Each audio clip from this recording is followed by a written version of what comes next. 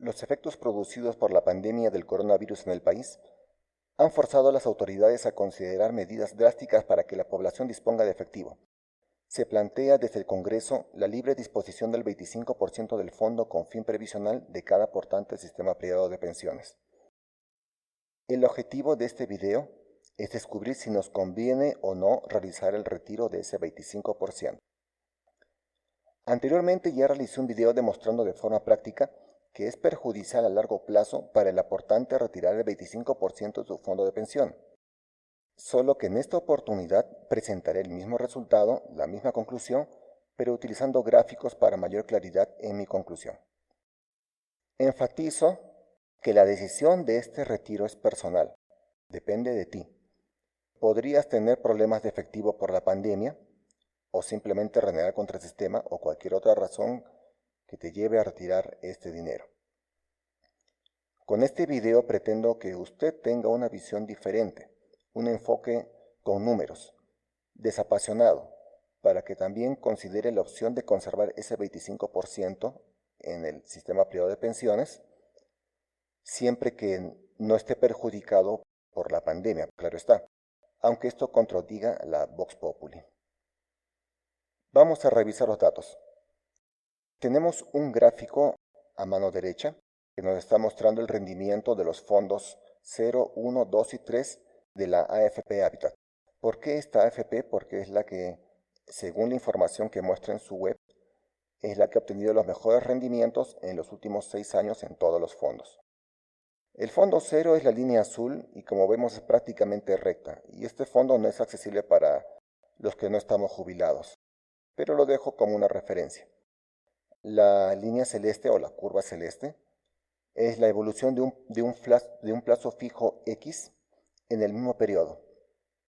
Y la línea inferior, la roja sanguinolenta, es el rendimiento de un fondo mutuo de un gestor de fondos X. No importa cuál es, solo importa que es uno de los principales. El fondo mutuo es una alternativa de inversión en renta variable, mientras que el plazo fijo deposita el dinero en renta fija. Son cuestiones distintas, digamos, opuestas. El fondo mutuo invierte, como dije, en renta variable y esta renta variable significan lo más probable acciones, es decir, valores de empresa, ¿no? Que se cotizan en la bolsa. Entonces, estos valores cambian constantemente, cambian de día a día para arriba o para abajo, positivos o negativos, puedes ganar o puedes perder. Así es la renta variable, mientras que la renta fija solamente ganas. Pero la línea no evoluciona, como ven, la línea evoluciona lentamente, y eso que considero una tasa de 6.5% anual. Elegí un plazo fijo como alternativa de depósito de este 25% si es que llega a aceptarse esta ley del Congreso, porque es lo que haría la mayoría de gente. Metería su dinero, depositaría su dinero en un plazo fijo, con la expectativa de tener su dinero ganando un porcentaje interesante, 6%, 7% quizá, en el transcurso de los años que lleguen hasta su jubilación. Quizá otros consideren comprar terrenos, poner un negocio, invertir en la bolsa, lo que deseen, pero yo pienso que el plazo fijo es la opción que va a elegir la mayoría de gente. De la misma gráfica vamos a ver que los tres fondos, el 1, 2 y 3, siguen la misma tendencia que el fondo mutuo, que es un fondo de renta variable. ¿Esto qué nos quiere decir? El fondo 1, 2 y 3 también invierte en renta variable. Si nosotros vamos al análisis, es decir, si revisamos la información en la SBS y vemos en qué se invierte el dinero de los fondos, vamos a encontrar que, si no me falla la memoria, casi el 60% se invierte localmente en Perú y el restante, 40% aproximado, se invierte fuera del país, en el extranjero. De este 60% a nivel nacional, hay una cantidad interesante y creo que es mayoritaria que se invierte en renta variable, en bonos también del Estado, bonos empresariales, corporativos es decir. Y hay un porcentaje creo de menor al 5% que se invierte en plazo fijo. En el caso del extranjero también es la misma figura. Hay un porcentaje alto que se invierte también en renta variable y otro porcentaje en renta fija. De tal forma que podría ser la los fondos de pensión invierten una muy buena cantidad en renta variable y con un efecto como el actual, con una situación de crisis con la pandemia actual, se han visto afectados siguiendo la misma tendencia que el fondo mutuo. Esa es la razón de por qué está siguiendo un ritmo paralelo al fondo mutuo. Vamos a ver la tabla que está a mano derecha inferior. Tenemos los valores cuota de los fondos, también del fondo mutuo. El plazo fijo, si bien no son valores cuotas, son valores que yo he determinado con el interés, partiendo del valor inicial para febrero 1 del fondo 2, para después poder hacer la comparación y no hacerlo fondo por fondo. Bastará con el fondo 2 y con eso ya el que quiera hace los cálculos para su fondo 1 o fondo 3. He omitido los valores que están entre febrero 5 y abril 1 para no llenar tantos datos y ganar espacio. En la parte inferior de la tabla vemos la diferencia que hay desde el febrero 1 hasta abril 6, que es el último día en que descargué los datos. Entonces vemos que el fondo 0 ha ganado en estos días, en este mes, 2 meses y tantos. El fondo 1 ha perdido, el 2 y el 3 también. El fondo mutuo todavía bastante peor porque invierte aproximadamente 95%, dependiendo del fondo mutuo y dependiendo del gestor, ¿no? Invierte en un promedio 95% en renta variable y otro 5% en renta fija. Entonces, por eso es que varía tanto, ha perdido tanto con esta pandemia. El plazo fijo, por supuesto, ha ganado, no tiene pierde. Vamos a hacer el análisis. En febrero 1 tenemos, siempre con el fondo 2, tenemos que el fondo se representa de la siguiente forma. F igual, F de fondo, es igual al valor cuota de febrero 1 por las cuotas que tengamos en nuestro fondo. Por decir, si tenemos 1000 cuotas en el fondo, el valor en soles del fondo es 17.614 soles.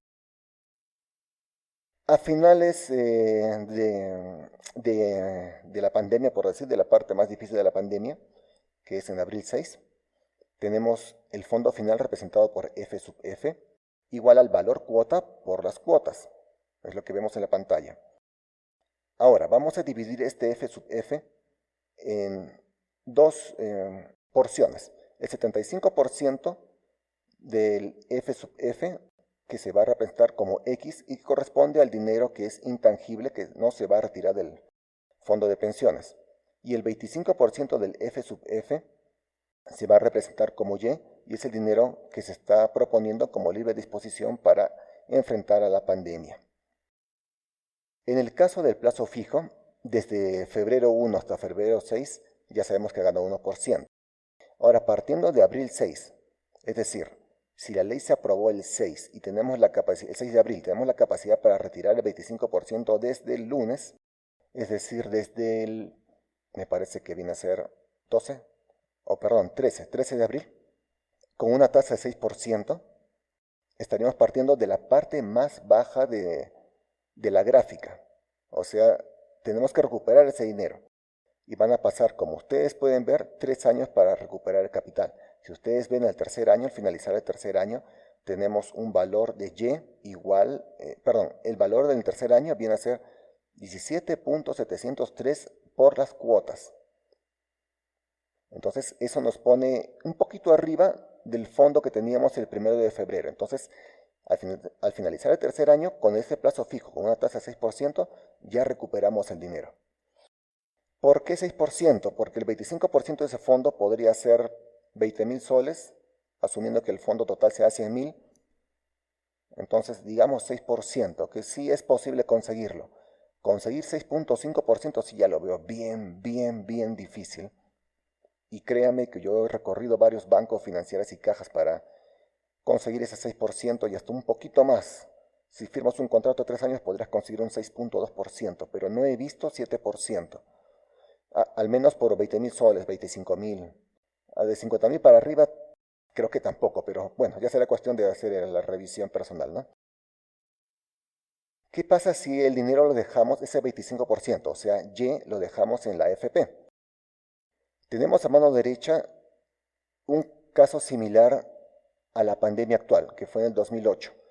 Entonces, he obtenido los valores cuota de la AFP Integra desde desde octubre de 2007 hasta octubre de 2009, donde podemos apreciar que en ese lapso han pasado 2 años y un mes para que el fondo recupere el valor cuota, es decir, cuando la crisis ya fue superada, al menos en el mercado bursátil. El fondo 2, como les dije, invierte en renta variable y es difícil de predecir el tiempo de recuperación del fondo. Ya les expliqué lo de la tabla. El desplome actual es de 15.6% en un mes, mientras que en la crisis de 2008 se perdió aproximadamente 23% durante 12 meses y demoró 12 meses más en recuperarse. En este nuevo caso, en la crisis pandémica del 2020, perdió 15.6 en un mes. ¿Cuánto tiempo podría demorar en recuperarlo? Al inicio dijeron que iba a ser una recuperación rápida. Al inicio me refiero a hace un mes, ¿no? Los analistas del exterior, no peruanos, dijeron que se podía recuperar rápidamente. Pero ya estamos viendo que eso no va a ser así. Y tengo la información de algunas apps que dicen que esta recuperación podría ser antes de fin de año. Y esto lo dijeron hace 7 días o máximo 10. Entonces, podríamos tener un horizonte de recuperación de 8 meses, si es que somos no muy optimistas. Si somos optimistas, esto se va a recuperar en 3 meses. Si no somos optimistas, pongamos para fin de año. Sin embargo, cuando ya estaba cerrando la edición de este video, descubrí una información interesante, y es la siguiente, que en Europa la crisis ha sido fuerte, igual que en Perú. Algunos piensan que peor que en Perú, al ver las cifras que son tan grandes, pero al final creo que se ha manejado mejor la crisis allá. Es una opinión personal, pero no estamos viendo eso en este momento. Voy a leerles lo que dice. El equipo de expertos del Deutsche Bank estima que el PBI de la eurozona no recuperará el volumen que tenía en 2019 hasta finales de 2021. Y Unicredit es incluso más pesimista y cree que el nivel de producción seguirá siendo casi un 4% inferior. Lo que quiere decir Unicredit es que al acabar el 2021, la eurozona va a estar todavía 4% por debajo del PBI antes de iniciar la pandemia. Y España todavía estará peor, como ven la crisis. Está la fuente abajo, El Confidencial, un diario bastante interesante, les recomiendo revisarlo con frecuencia. No es económico de todos los temas, pero acá hay una información muy interesante. Entonces, el escenario pesimista es el que nos da Unicredit, que pueda demorar 1 año y 8 meses, o digamos 2 años. Aún así, 2 años sigue siendo menor a 3 años, que nos va a demorar el plazo fijo. Como siempre, esto es renta variable, entonces, ¿podría ser más? Sí, podría ser más. Nadie puede afirmar al 100%. Sin embargo, la probabilidad es que esto sea antes de 2 años. E inclusive, particularmente, creo que va a ser todavía menos. Creo que para fin de año vamos a tener un buen avance de los fondos. Y si analizamos esto todavía a largo plazo hasta nuestra jubilación, definitivamente no conviene retirar dinero, pero ese será otro análisis en el siguiente video. Vamos con la conclusión. Aún considerando, aunque ya me adelanté, el escenario donde la recuperación del PBI sería lenta, lo probable es que el capital Y se recupere un año antes en una AFP que depositándolo en un plazo fijo. Igualmente para el capital X, que se quedó en la AFP, pues no está sujeto a libre disposición. Es decir, el mismo avance o retroceso va a tener el capital X o Y. Entonces no hace falta analizar el X porque es básicamente el caso de Y dejado en la AFP. La conclusión entonces es que el dinero se va a recuperar antes en la AFP que en el plazo fijo. Como siempre, y nuevamente hago énfasis, esto es una decisión de cada uno, es una decisión personal.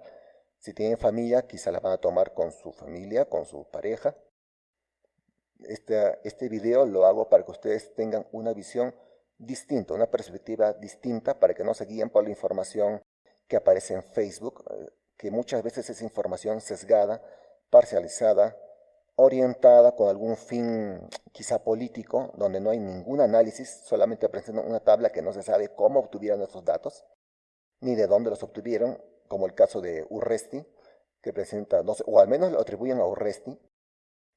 No se sabe nada, él solo pone unos datos y la gente le da like y comienza a despotricar contra el sistema, pero yo les invito por favor a que hagan su propio análisis. Tampoco me sigan a mí, ustedes investiguen los datos, investiguen las fuentes y hagan su propio análisis.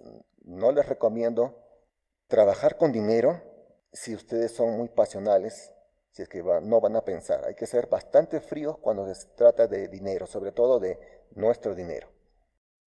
Una nota final. En la siguiente entrega, que va a ser en 1 o 2 días, demostraré con bastante facilidad y datos reales que es mejor ahorrar la jubilación en el sistema privado de pensiones que en un plazo fijo o en una CTS. Y si tengo tiempo me voy a animar a incluir los datos de la ONP. Bueno, es todo. Les agradezco el tiempo. Yo creo que con esto ya cierro definitivamente el tema del 25%. Espero que les haya servido. Si no les está sirviendo mucho, por favor díganme en los comentarios qué les ha parecido, qué ha faltado, qué recomiendan que incluya. Y trataré de hacerlo. Tal vez no en un video específico nuevamente para el 25%, pero sí podría incluirlo en un siguiente video.